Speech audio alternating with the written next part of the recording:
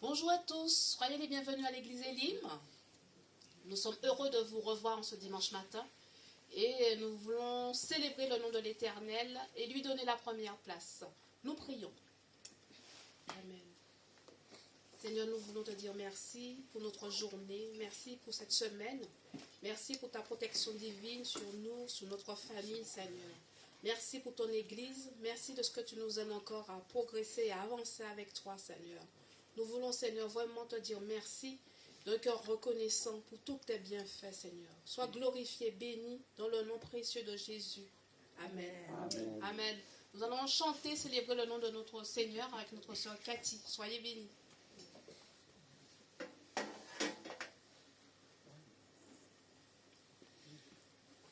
Bonjour, bien-aimés de Dieu. Je vous invite tous à se lever.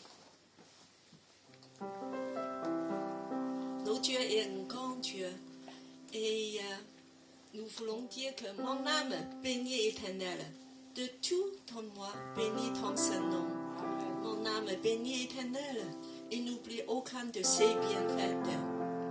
Seigneur, c'est vrai que nous sommes tous ici. Seigneur, de fixer nos regards vers toi et nous voulons de tous nos cœurs de t'apporter la louange. Oui, Seigneur, que tu es bon. Bénis Dieu, mon âme, embrasse son nom. Oh, chante comme jamais. Oh, mon âme, embrasse son nom. Encore bénis Dieu. Bénis Dieu, mon âme.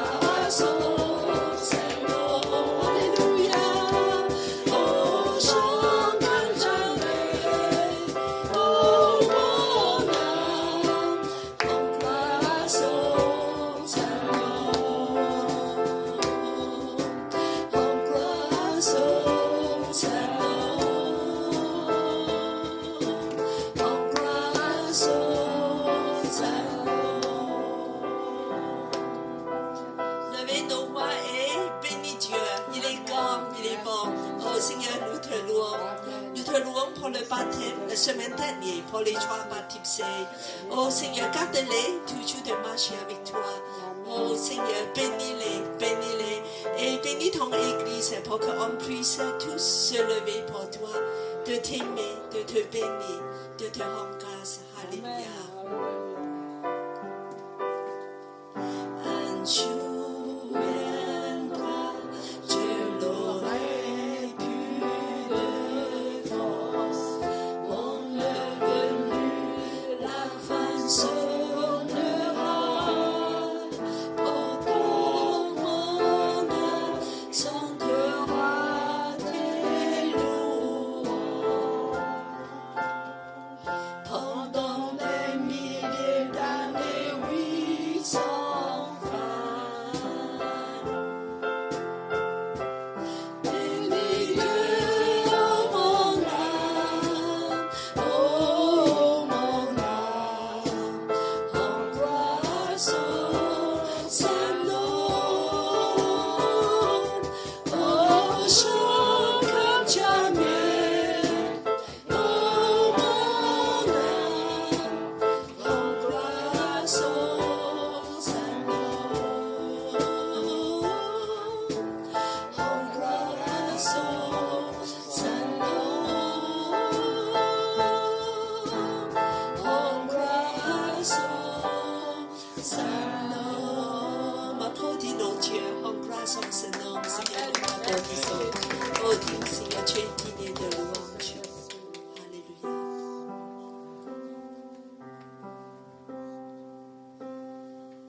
Seigneur, ton amour est tellement immense et grand qui surpasse tout ce qu'on peut penser, imaginer. Seigneur, Alléluia.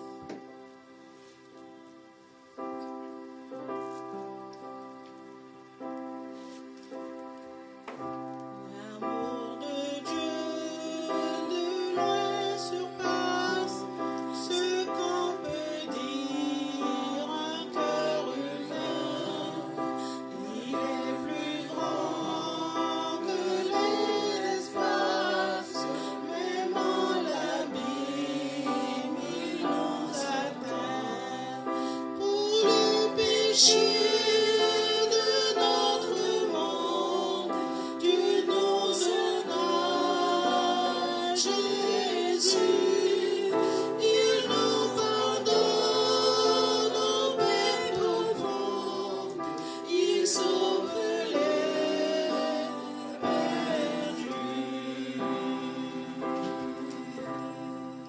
Verser de l'encre dans les ondes, changer le ciel en parchemin, tendre la pluie à tout le monde, et que chacun soit écrivain pour dire tout l'amour du Père fera passer les seaux et remplira la place entière sur ces divins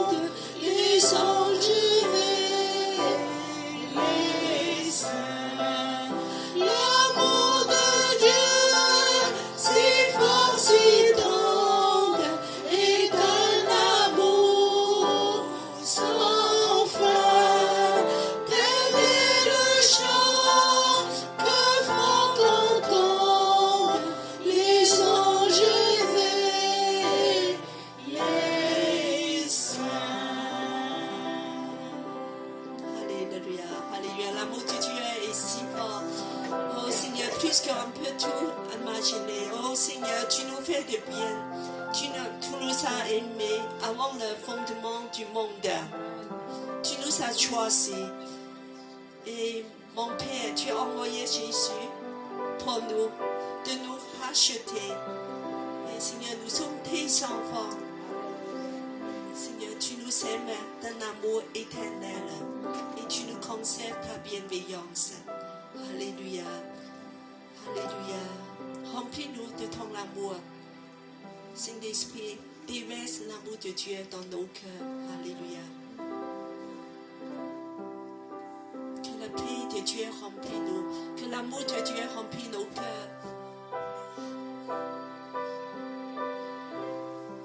Seigneur, dans toutes les épreuves, tu es toujours là avec nous parce que tu nous aimes. Tu es toujours là. Oh Seigneur, tu nous abandonnes jamais.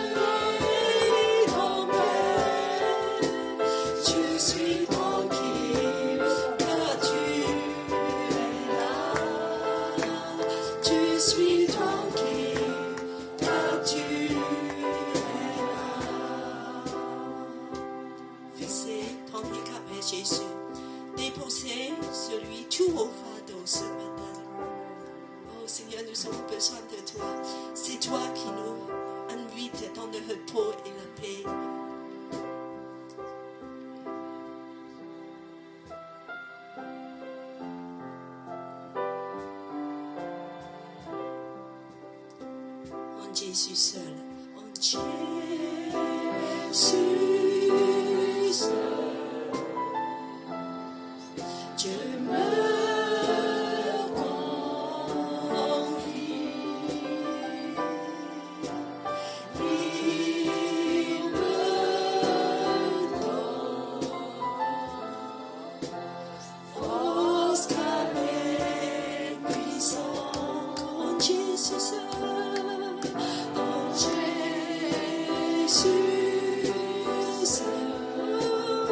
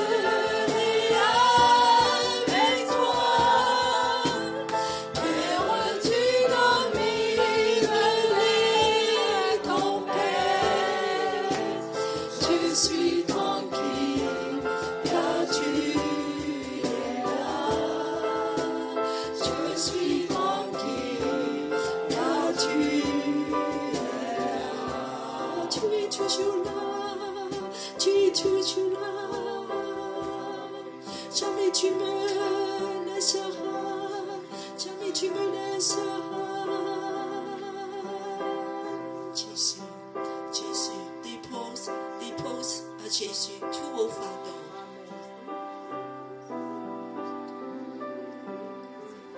Fixe.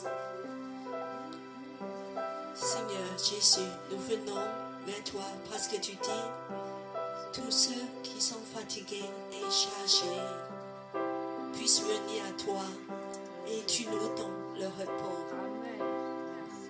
Parce que ton joug est léger,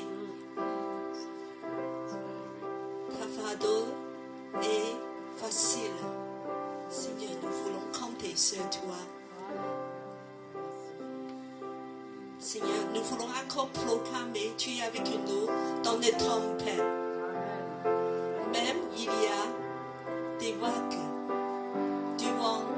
Seigneur, tu peux dire silence. Alléluia. Encore proclamer, même si les océans.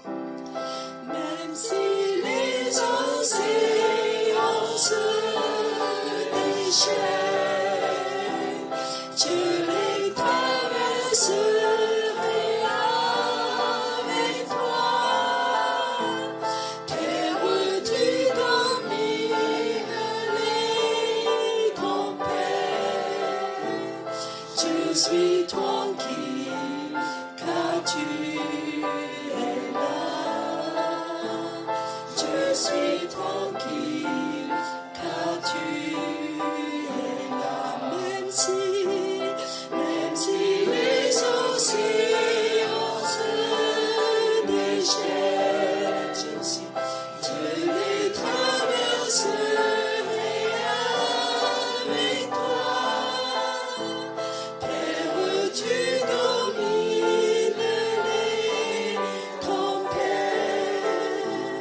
Je suis tranquille, car tu es là.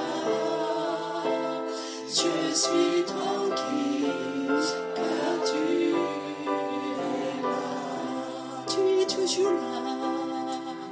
Tu es toujours là, Jésus.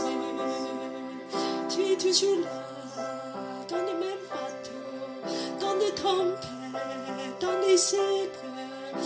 Tu es toujours là. Tu me donnes le repos, Jésus, ma paix. Proclame encore une fois, même si les océans. Même si les océans se déchaînent, je les traverserai avec toi. Terre, tu domines les tempêtes. Je suis tranquille, car tu es là. Je suis tranquille, car tu es là. Alléluia, alléluia. Éternel règne dans le déluge. Alléluia. Il règne dans le déluge.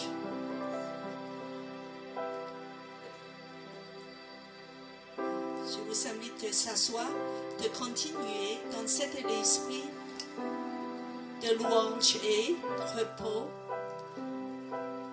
C'est le moment des offrandes. Oui, Seigneur, c'est dans un cœur de joie, sans contrainte.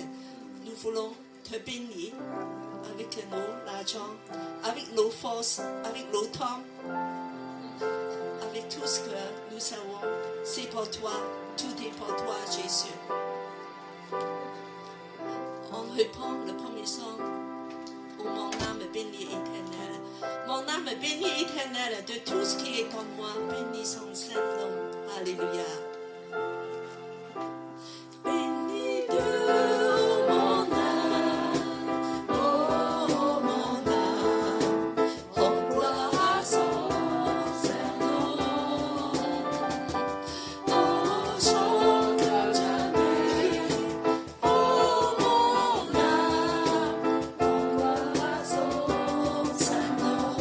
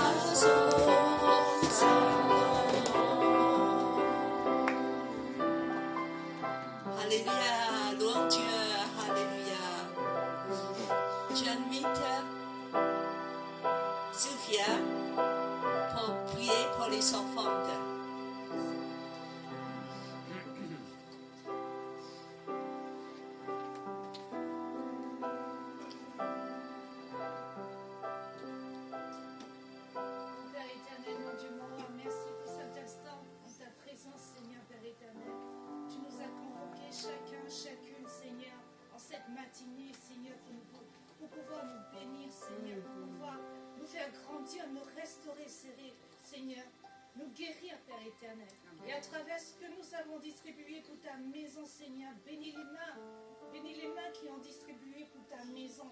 Donne encore à ceux qui manquent, Seigneur, Père éternel. Touche les cœurs encore de ceux qui hésitent, Seigneur, à participer au sein de ton œuvre, Seigneur, Père éternel.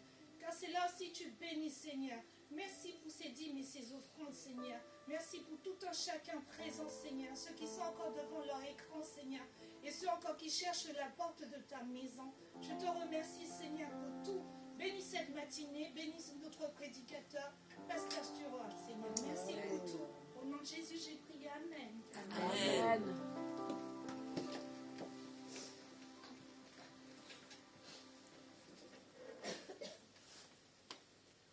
Bonjour à tous. Nous vous souhaitons la bienvenue au sein de l'église Elim et nous vous encourageons encore dans la paix et l'amour du Seigneur. Une pensée pour notre frère sans nuit, que le Seigneur puisse le rétablir dans sa santé. Et voilà. Nous allons poursuivre notre matinée en vous déclarant à nouveau l'église Elim. C'est une église des nations dont la devise est d'aimer Dieu, d'aimer la famille de Dieu, de servir les autres. Nous avons des rendez-vous hebdomadaires le mercredi. Donc, les sinophones se retrouvent à 15h30 et les francophones à 19h pour partager la parole du Seigneur, prier et s'encourager mutuellement. Nous faisons cette rencontre via Zoom. Voilà. Aujourd'hui, dimanche 29 janvier, nous avons notre parcours de disciples. Donc, après le culte, tous ceux qui peuvent rester, vous êtes les bienvenus pour encore apprendre et continuer à grandir avec le Seigneur. Nous avons comme invité ce matin le pasteur Stuart.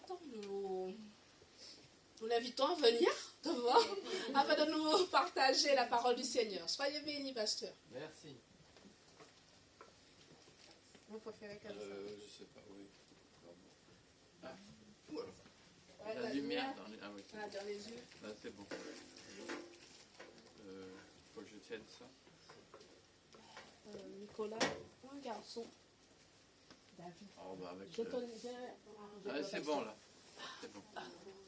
Mets le micro dans le... Ah. Non, c'est pas ça, c'est la lumière. Quelqu'un, il y a la lumière qui vous gêne. Oui, Et il y a la lumière, peut-être qu'il faut c'est la lumière. qu'elle soit dans le côté. Ah, Il faut décaler un peu.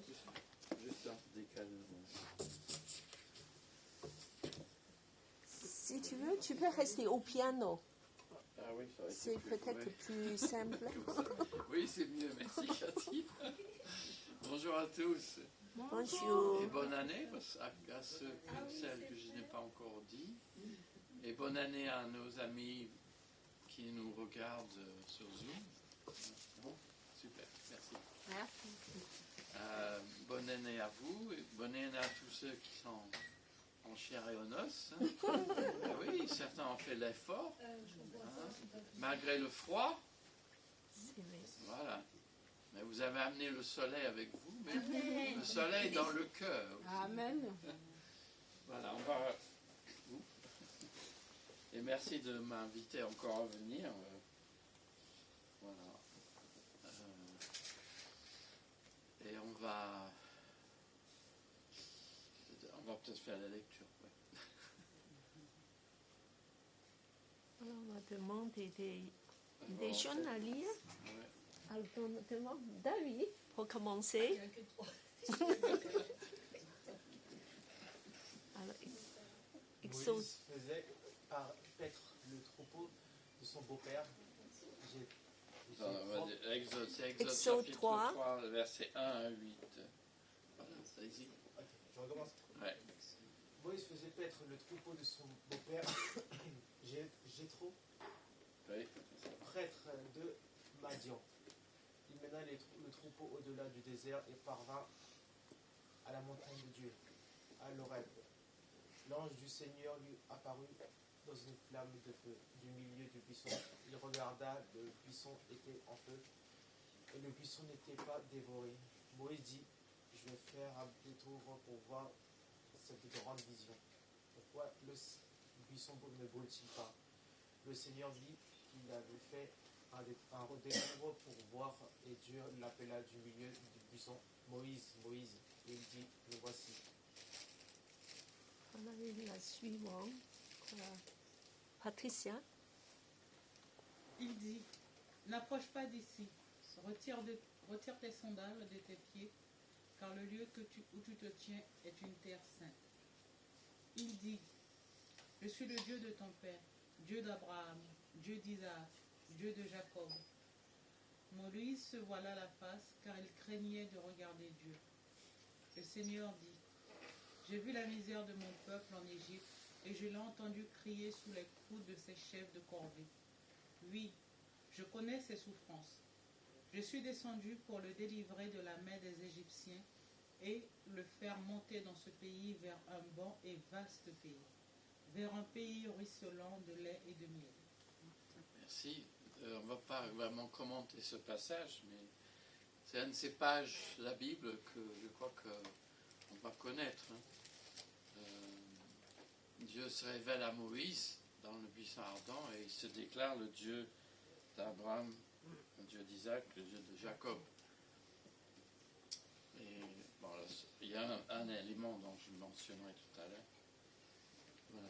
Deuxième lecture, dans l'Évangile selon Marc, chapitre 1er, je ne sais pas si c'est verset 9 à 13. Nathalie, j'invite des jeunes aussi de venir, dans les cuisines à venir.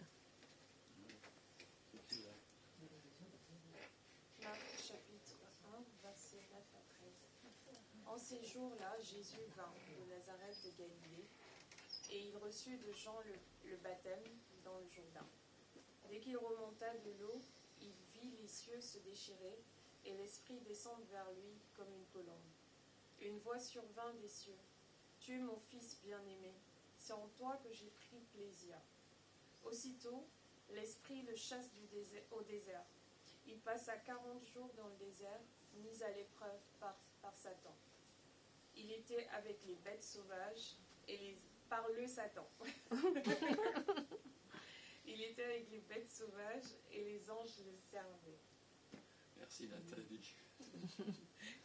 Et merci à Cathy aussi et Patricia qui a chanté un chant qui est difficile à chanter. Oui, on a besoin des uns des autres pour nous entraîner dans la louange, la lecture de la Bible. Je vous invite à prier. Seigneur, nous avons lu de passages de l'Écriture. Parle-nous par ces passages. Aide-nous à nous accrocher à toi en cette nouvelle année et à poursuivre notre route avec toi. Nous te bénissons ce matin parce que nous avons eu des bonnes nouvelles de la famille de Cathy. Nous te bénissons parce que tu es avec nous. Tu es avec nous dans le bateau qui est ton Église. Pour certains, ça ressemble à une galère où ils rament. Et pour d'autres, la mer est plus calme. Quelle que soit la situation, Seigneur, parle-nous ce matin. Encourage-nous, fortifie-nous. Au nom de Jésus-Christ. Amen. Amen. Qui habite un immeuble avec l'ascenseur? Ouais, presque tout le monde. Ah non, pas sur les péniches, il n'y a pas d'ascenseur. Presque tout le monde. Alors si l'ascenseur est en panne, aïe. Il paraît que le parc des ascenseurs est un peu vétuste en France. On essaie de les renouveler, mais ça prend du temps. Alors si c'est en panne, c'est dur, surtout dans les grandes tours. J'ai le souvenir un peu être dans un hôpital une fois, l'ascenseur est tombé en panne. Alors ce matin, oui, alors s'il tombe en panne, il faut être patient, même si on n'est pas malade. Ce matin, donc, c'est comme dans un ascenseur, nous sommes au rez-de-chaussée, là où vous êtes.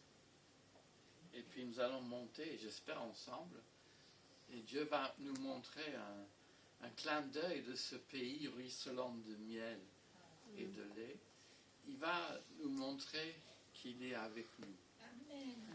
Dans notre vie de tous les jours. Alors c'est vrai que la vie n'est rarement un long fleuve tranquille. Hein. Certaines aimeraient que la vie chrétienne soit calme et paisible, remplie de victoires et même de succès.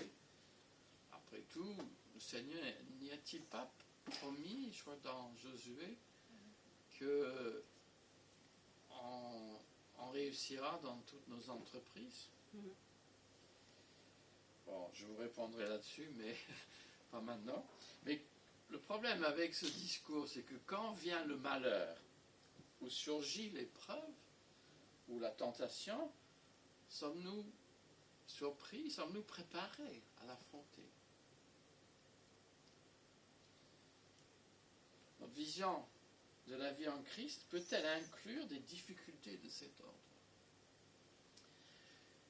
Le problème, c'est d'être prêt à les affronter, mais c'est de savoir que ça va arriver. C'est même sûr que ça va arriver.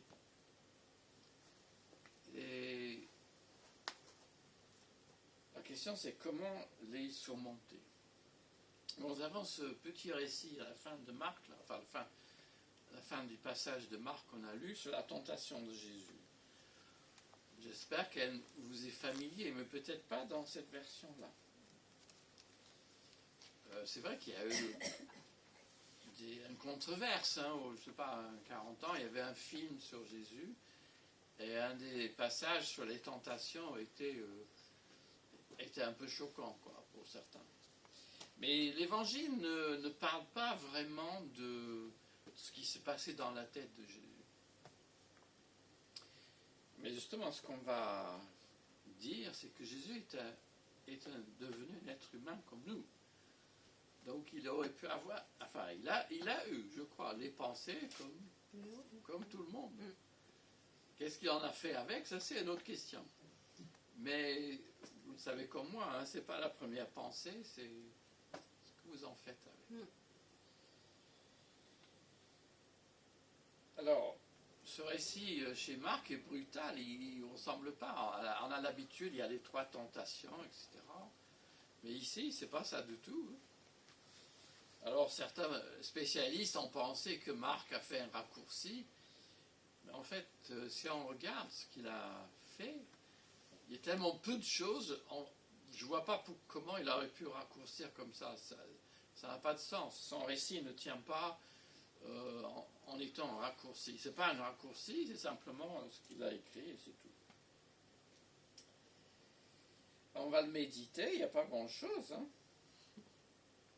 Marc ne parle pas, il ne dit pas que Jésus jeûnait dans le désert. Il ne précise même pas, comme je l'ai dit, le contenu de ces épreuves. Il ne dit pas. Il dit simplement, aussitôt que Jésus a été baptisé, flamme. Hein?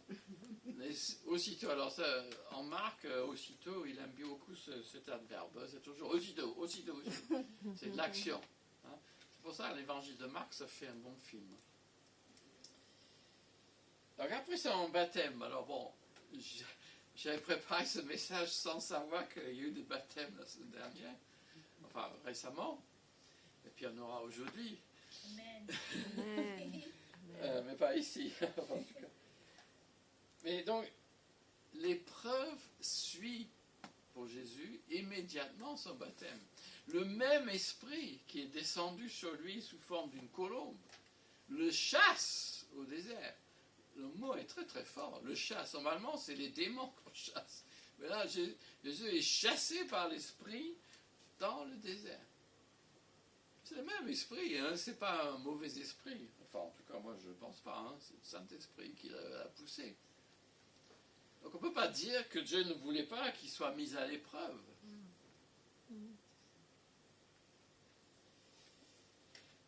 Il est poussé, donc il est chassé par le Saint-Esprit dans le désert. Alors, pour nous, le désert, c'est quoi le désert? C'est un endroit, je ne sais pas, au Mali ou au Sahara. C'est pas un lieu très agréable. Mais pendant son ministère, Jésus a cherché des lieux déserts, des lieux de calme et de repos, et il pouvait prier. Mais bon, celui-ci ne semble pas très accueillant. Mais peut-être c'est aussi cela qu'on peut apprendre pour nous. Nous avons besoin de temps de répit, de repos, et dans un paysage urbain, nous isoler pour prier et lire la Bible, toi tout seul ou avec d'autres, n'est pas toujours facile. Donc il faut chercher ces lieux de calme. Il paraît que, je ne sais pas où j'ai lu ça, dans certaines maisons, je ne sais pas si c'était aux États-Unis peut-être, il y avait un fauteuil dans le salon spécial. Et si la personne était assise dans ce fauteuil, il fallait la laisser tranquille parce qu'elle priait dans ce fauteuil-là. Bon, c'est une idée. Si vous n'avez pas beaucoup de place, c'est sûr que... Alors, pourquoi Jésus a dû être est-ce qu'il a été quoi exactement? Tenté? Mis à l'épreuve? En tout cas, il passe 40 jours au désert et non pas 40 ans comme Israël. Mais quel est le sens de ce chiffre 40? Bon, en fait, il y a des explications, mais c'est vrai, Marc, ici, c'est très sobre. Et même le Nouveau Testament parle très peu de ce moment dans la vie de Jésus. Il ne fait pas de la morale dessus. Il tire presque jamais des enseignements. Alors la tentation pour nous, c'est d'inventer, c'est de spiritualiser, de trouver un tas de choses, mais qui ne sont pas là. Il ne faut pas les mettre là. Il faut être sobre, alors si le passage est sobre. Bon, on peut dire, oui, on sait que Moïse a passé 40 jours avec Dieu sur la montagne, et qu'Élie a fait pareil pour marcher, pour rencontrer Dieu. Et que les 40 jours, ce n'est pas seulement un temps de mise à l'épreuve, mais c'est un temps de... Bon, aujourd'hui, on dirait d'intimité avec Dieu. Un temps où Dieu se révèle à son peuple. Mais la signification de cela, ce n'est pas dit dans le passage. Et donc, ce que je dis, c'est de la théologie. Ce n'est pas dit du tout dans la Bible. Mais Jésus, tout au long de son ministère, il revit ou il vit des choses qui montrent qu'il est vraiment le fidèle qui reste, le fidèle à Dieu. Et c'est pour cela qu'il est le fidèle que Dieu accepte, par son obéissance et par son parcours. Mais bon, venons peut-être au sujet véritable donc il est dans le désert, c'est un lieu de solitude, de malédiction. L'Ancien Testament parle parfois de rendre vers le désert, mais c'est un lieu où tout ce on peut dire sur la bonté de Dieu semble être contredit. Il n'y a rien, il n'y a pas de traces, il n'y a presque pas d'eau. C'est vraiment très peu accueillant, hostile.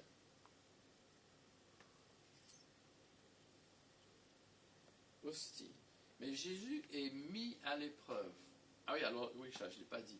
Mis à l'épreuve, c'est le terme grec qu'on traduit par tenta, ou fut tenté, dans certaines traductions, on peut aussi traduire par mis à l'épreuve. C'est le même mot. Parce que Dieu ne tente personne, mais il permet que nous soyons mis à l'épreuve. Mais cette épreuve pour nous ne dépassera jamais nos forces.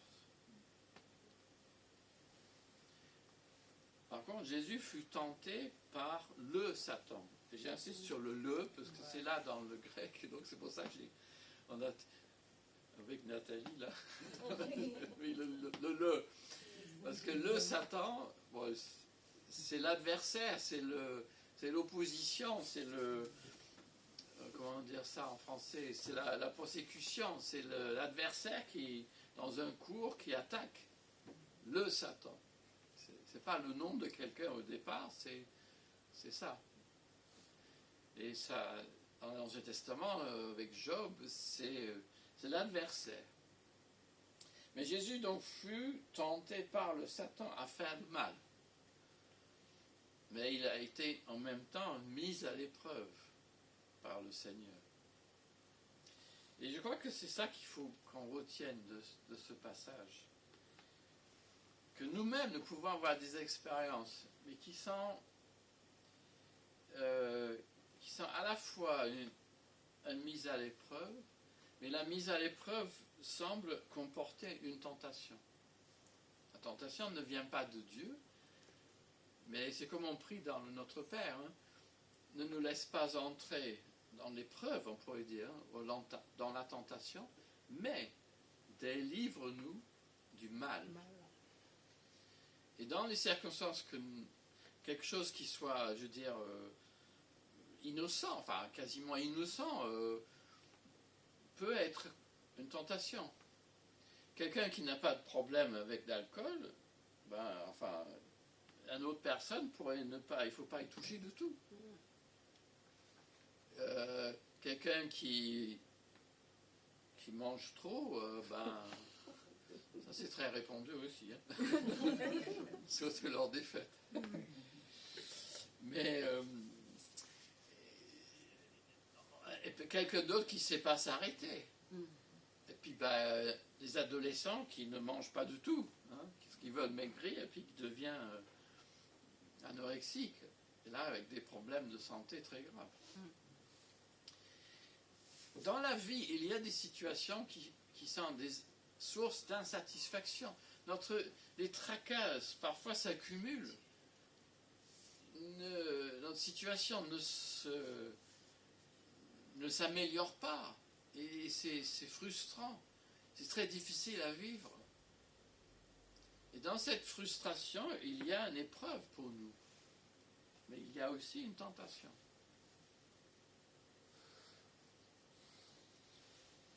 Et peut-être notre vision de la vie, on doit accepter d'être insatisfait. De vivre avec une certaine frustration. Ce n'est pas vraiment ce que propose notre société, et même parfois l'Église.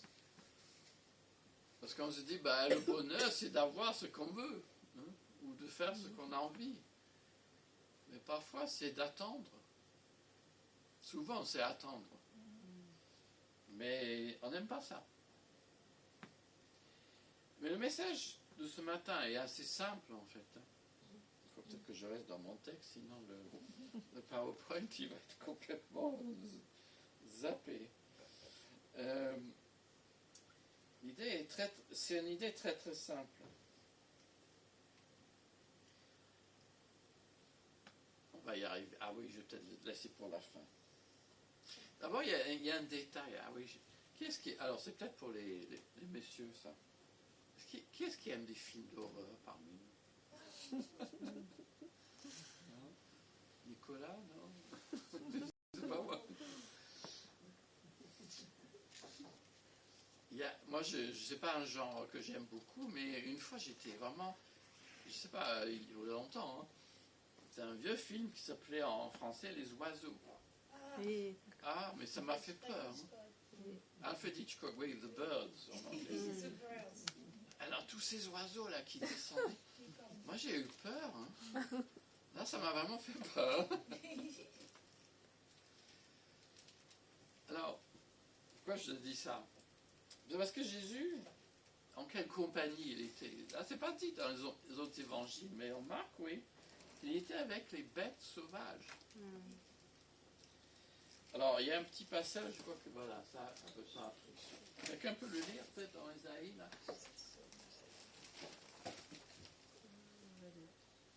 Ésaïe 34, 13 à 15. Oui. Les épines pousseront dans ses palais, les orties et les ajoncs dans ses forteresses. Ce sera le domaine des chacals, un emplacement pour les autruches. Les habitants du désert y rencontreront les hyènes et les boucs s'y appelleront les uns des autres. Là, le spectre de la nuit séjournera tranquille, il trouvera son lieu de repos. Là, le serpent fera son nid, déposera ses œufs, les couvera et recueillera ses petits à son ombre. Là se rassembleront les 1000 ans les uns avec les autres. C'est ça, hein? Non, mais je crois que c'est fait exprès pour nous faire... c'est pas agréable, ça. Hein? Le désert, dans cette compagnie-là, c'est même terrifiant. Pourquoi il a fait ça, Jésus? Ça souligne quoi? Ça souligne le danger, la solitude et le chaos. quelqu'un qui pensait que c'était un signe en marque que enfin le lion allait se coucher en paix avec le vipère. Là, Marc, il n'en souffle pas mot. Hein. Moi, je ne pense pas que c'était ça du tout. Parce que les boucs et les brebis, si on peut dire, seront séparés à la fin des temps et pas avant. Hein. D'accord. Il y a un psaume qui parle des serpents qui sont écrasés. Et à la fin de l'évangile de Marc aussi, ils saisiront les serpents. Marc, il ne cite pas le psaume. Alors Jésus donc était dans ce lieu sauvage. Est-ce qu'il était là vraiment en chair et en os ou simplement en esprit? Alors, je ne veux pas m'aventurer, mais disons, nous on sait que ça peut être dans la tête, quoi. Mais ça pourrait être littéral aussi. Mise à l'épreuve, il a dit 40 jours. Et Marc ne dit même pas que cette épreuve prend fin. Ah. Il ne dit même pas que le Satan s'est arrêté de le tenter. Il ne dit même pas que Jésus s'en est sorti vainqueur. Il ne dit rien. Oui, c'est un peu surprenant. Vous allez me dire, mais où est-ce qu'il nous amène ce matin? Venant, mais il y a quelque chose quand même qui surgit. Ah non, c'est pas là. Dans le passage de Marc, juste à la fin. Et les anges le servaient. Bizarre, dans ce lieu désert avec tous ces milans et toutes ces bêtes, les anges s'occupaient de Jésus.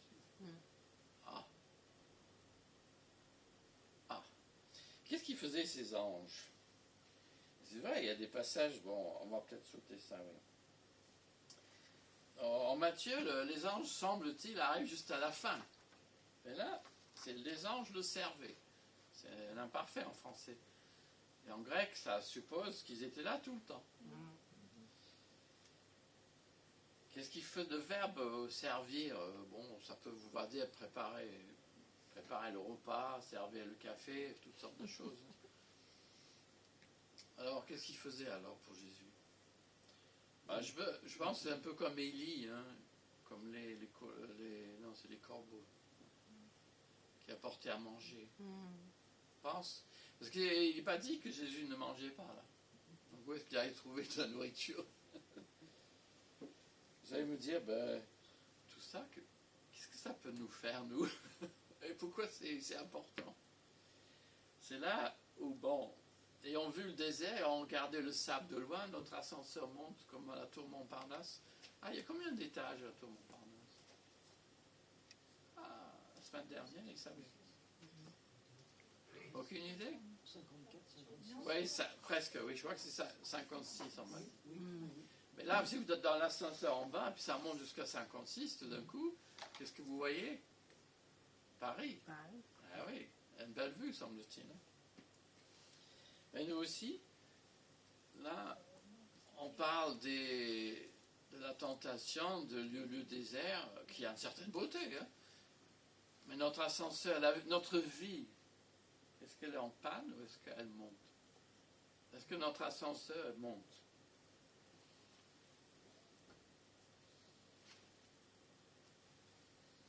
Vous savez, les gens qui ont entendu cet évangile au début, c'était probablement pendant un culte. Hein? Ces gens-là étaient baptisés et ils étaient à Rome parfois, ils étaient jetés au lion. Ils étaient dans les arènes avec des bêtes sauvages. Donc pour eux, ça faisait tilt quand même. Parce qu'ils savaient que ça pouvait les arriver.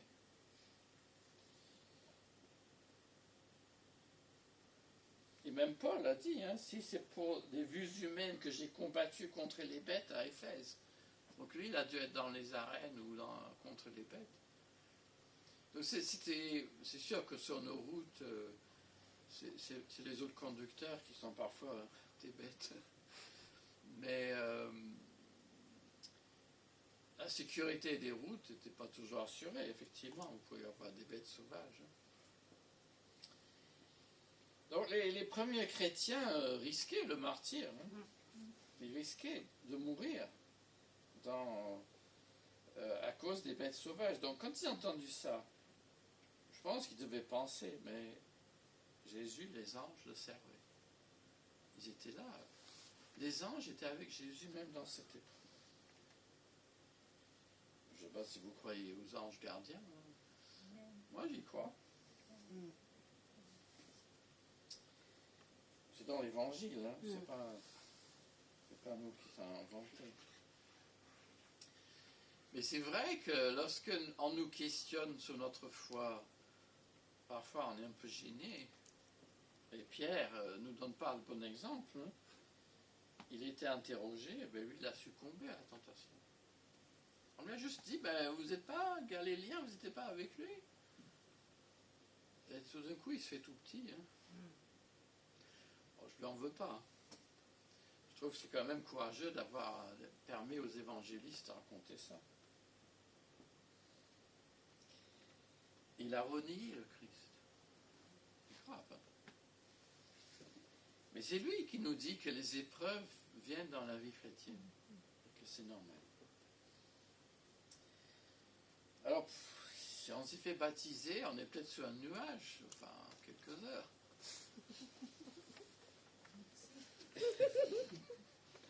Et les épreuves viendront. Moi, j'ai toujours dit, quand je prépare les gens au baptême, que c'était juste avant le baptême qu'on avait des épreuves. Parce que c'est comme si on voulait nous dire, il ne faut pas se faire baptiser. Et c'est vrai, je crois. Mais c'est aussi après, peut-être pas tout de suite, dans les jours qui viennent, mais peut-être pour nous, c'est aussi, il y a le dimanche matin, on a chanté, on était contents, et puis le lendemain, tout d'un coup, ça n'a pas tout à fait le même lustre, quoi. Et on est mis à l'épreuve, là, il fait froid, il faut se lever, il faut sortir, il faut faire ceci, et puis, le cœur n'est pas au rendez-vous, quoi. Les épreuves vont venir. Et nous avons monté dans l'ascenseur jusqu'en haut. Et on s'est dit, waouh, c'est super. Le pays que Dieu nous promet, du miel et du lait ruisselant. Le baptême, c'est formidable. Mais Jésus a dit, oui, il y aura des épreuves. Je ne sais pas lesquelles pour chacun de nous. Moi, j'en ai connu dans ma vie aussi, où je ne me raconte pas.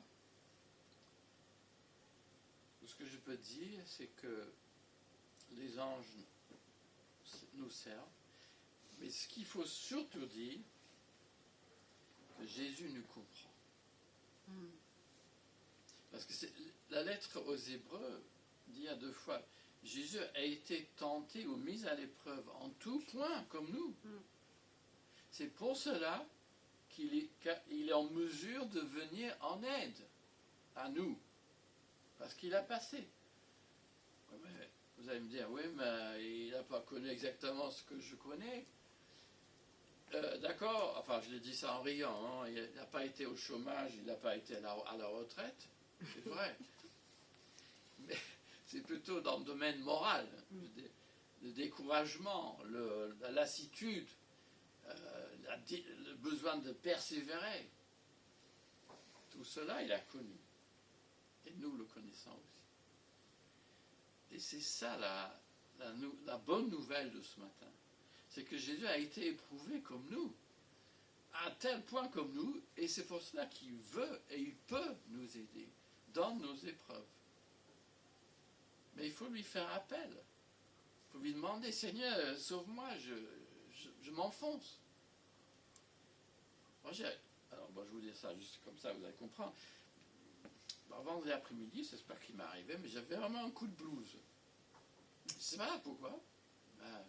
J'ai commencé à... Oh là là, je sais pas. J'ai dit, Seigneur, vite.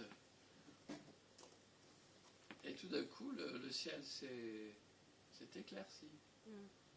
Mais il faut appeler au secours. Si vous n'osez pas appeler, vous êtes trop fier. Donc, restez fier, quoi. Allez, une petite histoire quand même, parce qu'on est à la fin. Parce que ce Noël, là, certains savent, j'étais en Angleterre, et on est sorti de la maison de ma mère avec les clés, avec sa clé, enfin la clé de sa maison. J'étais avec Denis, donc il peut vérifier il peut dire que c'est vrai. Alors ce qui s'est passé, donc j'ai fermé la porte à clé après être sorti, hein, parce que c'est un pavillon. Et alors je pense que j'ai mis la clé dans ma poche. Après, on a commencé à aller faire des courses, enfin on a marché, et je m'en souviens, on est passé par des feux tricolores, et tout d'un coup je me suis dit, ah oui, il faut qu'on achète ça aussi, il faut que je l'ajoute à ma liste. Et donc j'ai tiré un papier de ma poche où était la clé, et j'ai écrit dessus, attendant que le feu change, ce qu'il fallait acheter. Après j'ai remis le papier dans ma poche. Tout d'un coup, 10 minutes après, en marchant, je dis, mais j'ai pas l'impression d'avoir la clé, qu'est-ce qui se passe? Est-ce que je l'ai laissé dans la porte? Alors tout d'un coup, je dis, mais est-ce que c'est quand j'ai sorti le papier qu'il est tombé? C'est vrai, hein, Denis? Ouais. Il n'invente pas. Hein. Et, alors Denis il panique, et moi, je dis, bon, c'est pas la peine de paniquer, on est presque au magasin, autant faire les courses et retourner après. Peut-être je l'ai laissé dans la porte. Mais après, j'ai dit non, je crois pas. Mais j'ai dit, Seigneur, ça sert à rien qu'on panique, parce que on est là pour faire quelques courses, et c'était à 20 minutes à pied, donc je ne pouvais pas rentrer plus vite, autant faire les courses et de rentrer. Donc on rentre en disant, mais non, j'ai vraiment perdu la clé. J'ai dit, je ne crois pas que je l'ai laissée dans la porte. Je pense qu'elle est tombée au feu tricolore, là, quand on a traversé là. Et on arrive au carrefour, là, on traverse le carrefour. J'ai dit, mais c'est là, c'est encore là. 1 heure après, la clé était encore là par terre. Je l'ai ramassée, évidemment. Waouh, j'étais content. Hein. J'ai dit, je dis, merci Seigneur, tu as préservé la clé là pour que je puisse la ramasser. C'était par terre dans la rue. C'est resté comme ça. C'est rien, vous allez me dire. Mais pour nous, à ce moment-là, c'était un soulagement. Jésus, ce matin, si on l'appelle, il veut être avec nous dans nos difficultés. Il veut venir en aide. Donc faites-lui appel ce matin. Et si il vous a aidé, dites-lui merci en lui rendant grâce. Ainsi soit-il. Amen. Amen. Seigneur, parfois nous avons l'impression que tu es très loin. Nous avons l'impression parfois de tourner en rond et qu'on n'avance pas. Aide-nous, Seigneur, à avancer avec toi et de savoir que tu es là et tu nous comprends parce que tu as été mis à l'épreuve en tout point comme nous. Fais en sorte que nous puissions marcher dans la paix parce que tu es avec nous chaque jour. Au nom de Jésus-Christ. Amen. Amen. Merci.